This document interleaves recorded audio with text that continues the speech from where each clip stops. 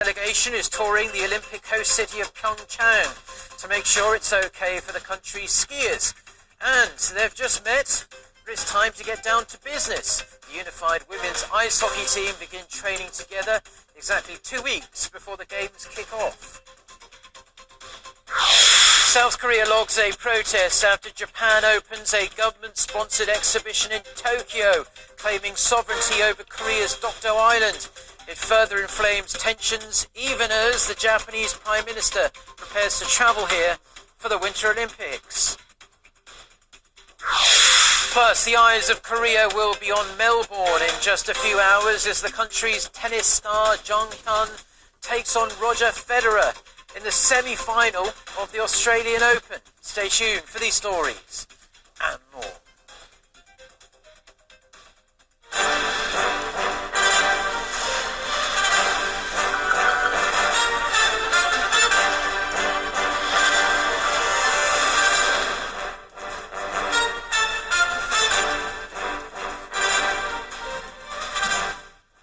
Hello, it's noon on Friday, the 26th of January. You're tuned in to our midday newscast here on Arirang TV. Thank you, as always, for joining us.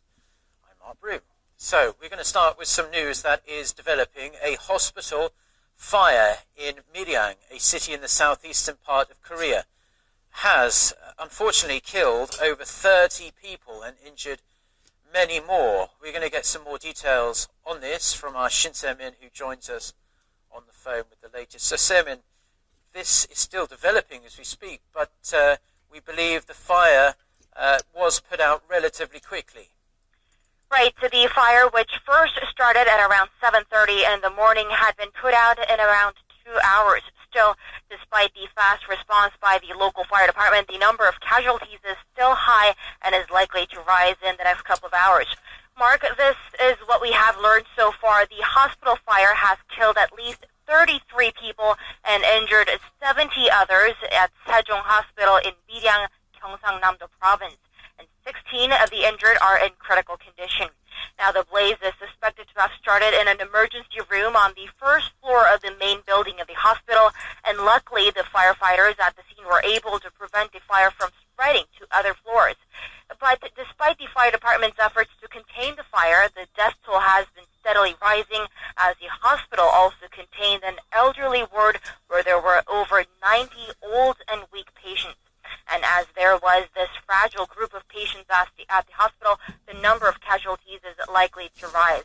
The fire department, however, have confirmed that they were able to evacuate the admitted elderly patients there, and officials dispatched to the scene are still searching for possible additional casualties within the building. And Se-min, government officials have been very fast to react to this tragedy. The top office convened an emergency meeting this morning. Right, and Mark, we also have to understand that we've seen this sort of incidents before. Just last month, 23 people died from a fire at a sports center in Daecheon, Chungcheongbuk-do Province. And yes, President Moon Jae-in convened an emergency meeting with his top aides over yet another tragic fire. Let's listen to the presidential office spokesperson just moments ago. The president said it is regrettable that there is a possibility of more casualties, though the fire had been contained quickly. He urged the necessary medical treatment for the people rescued. The president also ordered the prime minister to get to the bottom of the cause of this fire, and we know that the safety minister, Kim Soo-kyum, is at the scene in Mil양 to oversee the emergency response operation. Mark, that's all we have for now, and we'll be back with more updates in our later newscast. Well, thank you very much for that report, Se-min. Yes, we've dispatched one of our reporters down to Mil양, so we'll have more details on that later today. Now, in other news, it's the second day for North Korea's inspection team here in South Korea, the Olympic inspection team. Today, they are looking around venues for cross-country skiers and alpine skiing in the host city of PyeongChang. Ji Myung-gil with the details. After spending their first day of a 3-day visit in South Korea inspecting facilities in Gangneung, the 8-member North Korea delegation is in PyeongChang on Friday, where they will take a look around ski venues. In the morning, they visited the International Broadcast Center and the accommodation facility. In the afternoon, they will visit the PyeongChang Olympic Stadium where the opening and closing ceremonies of the 2018 PyeongChang Winter Olympics will take place. They will also look around the Alpensia ski resort where cross-country skiing will take place. 3 North Korean athletes have been selected to compete in this category. The inspection team will also check out the Yongpyeong Alpine Center located in the PyeongChang Mountain Cluster, as 3 North Korean athletes will compete in alpine skiing. A total of 22 North Korean athletes will compete in 5 disciplines, making this the largest North Korean delegation in Winter Olympic history. On Saturday, the inspection team plans to check out accommodation facilities in Seoul for the 30-member Taekwondo demonstration team that Pyongyang agreed to send for the Games, as well as the concert hall of a local broadcasting station. They will head back to North Korea in the afternoon. With the North Korean women's ice hockey team already in the south, other North Korean athletes are expected to arrive in South Korea on February the 1st, while the art troupe will arrive on February 6th. Cheerleaders, members of the Taekwondo demonstration team, and journalists are scheduled to arrive on February 7th. Kim Young-gil, Arirang News.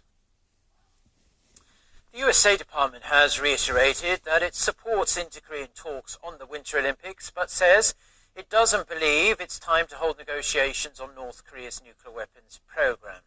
With South and North Korea having held several rounds of talks this year in regards to the North's participation at the PyeongChang Winter Olympics, State Department spokeswoman Heather Nauert told reporters Thursday that the US certainly supports such contacts and conversations, but it's up to North Korea to lead negotiations on the North's denuclearization.